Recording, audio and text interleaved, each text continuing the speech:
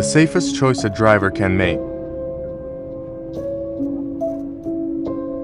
is putting on a seatbelt.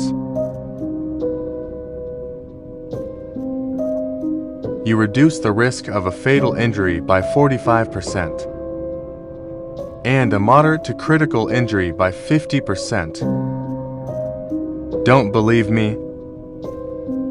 Just ask our friend. I thought wearing a seatbelt was lame, but now here I am facing the consequences of my actions. I should have listened to my friend, not swag. In 2017, seatbelts saved about 15,000 lives. However, about 2,500 people could have been saved if they were wearing their seatbelts.